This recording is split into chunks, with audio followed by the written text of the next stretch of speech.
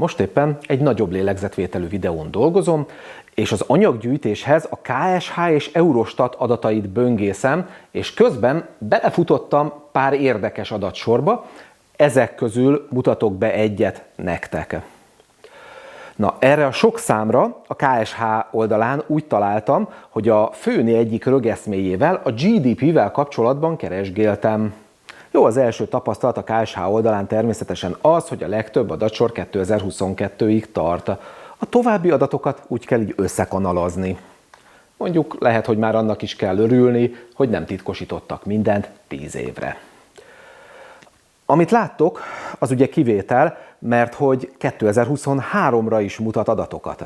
Ez azért van, mert a nemzetközi összehasonlítást mutató táblázatokat ők is úgy kapják. Ez a táblázat az egyfőre jutó GDP-t mutatja vásárlóerő paritás alapján USA dollárban. A sorokban az egyes országok vannak, az oszlopokban meg az évek 2000-től napjainkig. A vásárlóerő paritás azt jelenti, hogy figyelembe vesszük a különböző országokban eltérő árakat. Na, ezért is szokták ezeket a számokat nemzetközi életszínvonal összehasonlításokra használni. Nekem is ez a tervem, ezért mutatom ezt a mennyiséget. Annyit egyszerűsítenék, hogy most csak 3 országra vagyok kíváncsi, Magyarország, Ausztria és Románia, a többit eltüntetem. Az első érdekesség, amit mutatni szeretnék, az, hogy a 2008-as válság hatása látszik ezekből a számokból. Látszik, hogy Magyarország és az akkor még mögöttünk kullogó Románia 3 év alatt, tehát 2011-re érte el újra a 2008-as szintet, Ausztria viszont 2 év alatt, ami nagy különbség. Szóval most megnyugodhatnak azok, akik ide szokták kommentelni, hogy Gyurcsány alatt jobb volt-e. Hát nem volt jó, nem ment jól akkor se. De hagyjuk azt az időt, foglalkozzunk az elmúlt 13 évvel. A táblázat alá most grafikont is tettem, amin szintén jól látszik a visszaesés, amit a Covid hatása okozott. Az osztrák görbéből konkrétan akkorát harapott ki a vírus, hogy visszaestek arra a szintre, ahol mi majd 2035-ben leszünk. Az is látszik, hogy 22 körülre mindhárom ország kinőtte a Covidot, és visszatértek a korábbi pályára.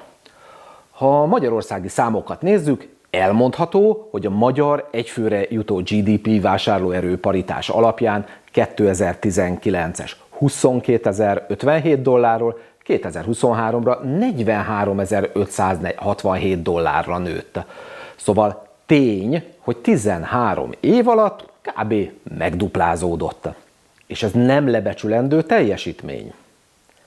De, mert az ilyen kijelentések után mindig jönnek de kezdetű mondatok, és az első de egy romániai de, hát ők 2014-ről 23-ra, vagyis 13 helyett 9 év alatt duplázták meg a saját adatukat.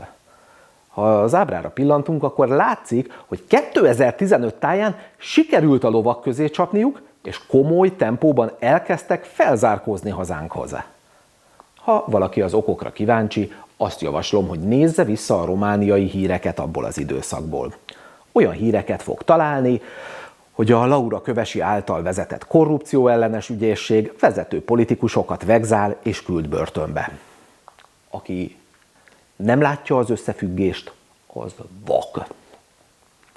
Amúgy a korrupcióellenes ügyészség mára megszelídült Romániában, de azért szerintem 1-2 év, és lehagynak minket a románok ebben a mutatóban is.